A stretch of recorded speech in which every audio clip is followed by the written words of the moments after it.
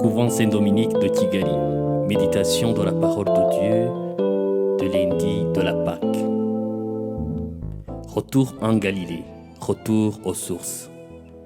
Certaines vérités sont tellement éblouissantes qu'on ne sait pas comment les gérer. C'est le cas avec la page évangélique qui nous est proposée en ce lundi de Pâques. Après la rencontre avec Jésus ressuscité, les femmes étaient remplies de crainte et de joie. Deux sentiments qui normalement n'habitent pas ensemble et ne savaient pas quoi faire de la résurrection du Christ. Comment avancer dans leur vie parce que tout était ébranlé, paralysé avec la mort de Jésus en qui ils avaient mis tout leur espoir. Cette expérience de perte des horizons, d'égarement sur le chemin du salut, de sentir une sorte de vide dans la vie, dans une relation ou dans les affaires ou business, nous la vivons, nous la traversons souvent tout le temps que les événements comme Corona frappent à la porte de notre vie.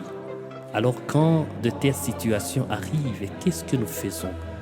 Qu'est-ce que Jésus nous propose? Qu'est-ce que Dieu en pense? La réponse de Dieu à la souffrance et à la mort de Jésus a été sa résurrection.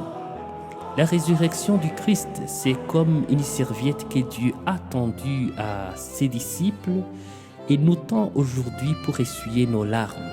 Comment le faire? D'après Jésus, il faut d'abord bouger et aller en Galilée. Qu'est-ce qu'il y a en Galilée? Galilée représente cet endroit où ils se sont rencontrés pour la première fois. Cet endroit dans lequel Jésus a accompli la plupart de ses miracles.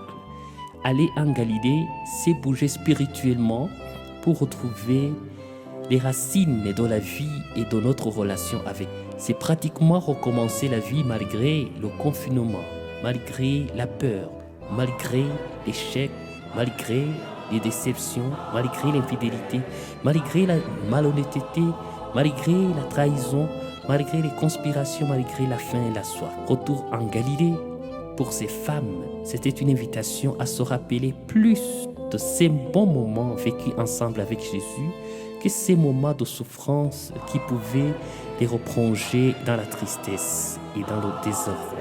Hélas, le plan de Dieu pour nous sauver ne s'est pas arrêté avec la mort de Jésus ou Corona. Il est continu. Pour cela, il est important de se rappeler que Satan n'est pas en quarantaine. Donc prenons garde. Pour nourrir un arbre, il faut passer par des racines. Retrouvons nos Galilée, notre Dieu, dans nos moments de confusion et d'égarement. Lui qui est le chemin, la vérité et la vie maintenant et pour les siècles des siècles. Amen.